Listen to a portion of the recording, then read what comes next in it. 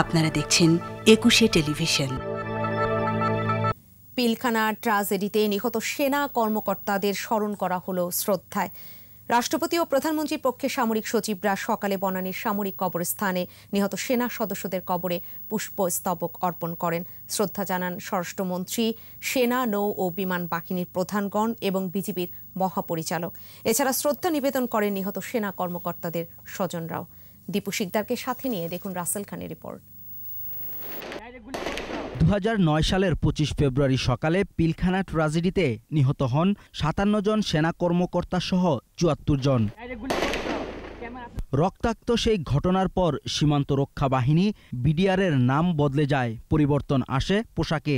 এ বাহিনী এখন border guard Bangladesh, সংক্ষেপে বিজিবি নামে পরিচিত।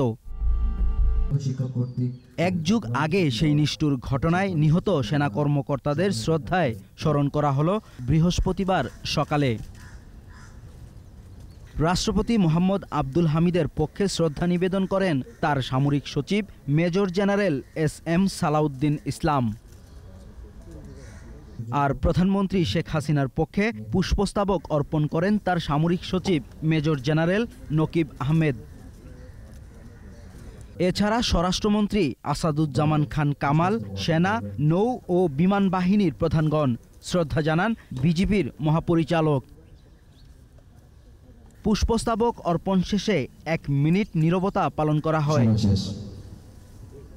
নিহতদের স্মরণে শ্রদ্ধা জানান র্যাবের মহাপরিচালক। পরিবারের প্রতি সমবেদনাও জানান তিনি। 25 ফেব্রুয়ারি জঘন্য ঘটনায় যারা নিহত হয়েছেন তাদের সকলের প্রতি আজ আমরা শ্রদ্ধা নিবেদন করতে এসেছি। পিলখানা হত্যাকাণ্ডে নিহত সেনা কর্মকর্তাদের স্বজনরাও বনানীর সামরিক কবরস্থানে যান শ্রদ্ধা জানাতে।